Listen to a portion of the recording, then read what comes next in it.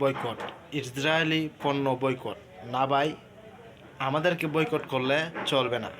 আসলে আমরা সবাই দোকানদারকে দোষ দিই যে দোকানদার ইসরায়েলি পণ্য রাখে, আমেরিকান পণ্য রাখে, ইন্ডিয়ান পণ্য রাখে।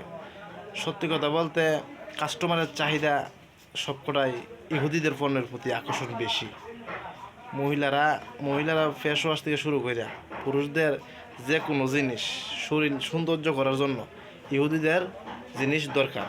এবং আপনার ড্রিঙ্কস বলেন, চিপস বলেন, যে কোনো জিনিস ভিআইপি জিনিস ইহুদিদের দেশের মাল। তো আমাদেরকে এগুলো জিনিস বন্ধ করতে হলে ছোটোখাটো দোকানদারকে দোষ দিলে হবে না, কারণ বড় বড় মাথাগুলোকে ধরতে হবে। যেমন ধরেন আমরা ছোটোখাটো কোনো ফাতি রংবাজ ধরে কিন্তু কিছু করা যাবে না।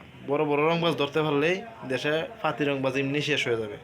তো তেমনভাবে একদম সরকারিভাবে এই দেশের কূটনীতিকভাবে এই দেশ থেকে ইহুদি পণ্য বর্জন করতে হবে, এবং কি এই দেশে কোনো মাল ইসরায়েলি পণ্য ঢুকবে না, আমেরিকান পণ্য ঢুকবে না, ইন্ডিয়ান পণ্য ঢুকবে না। সরকার এটাকে নিয়ে কথা বলতে হবে, সরকার সহযোগিতা করতে হবে, সরকারিভাবে এগুলোকে একদম নিষেধ করতে হবে, তাহলে দেশ থেকে নিষেধ হবে। ঠিক আছে, কারণ আমি আর আপনি একজন দুইজন মিলে কিছুই করতে পারবো না। কারণ কেননা মানুষ হলো লোভী মানুষ, ভালো জিনিস খুঁজে। আরে কী ভালো জিনিস? ইহুদি আবার কিসের ভালো?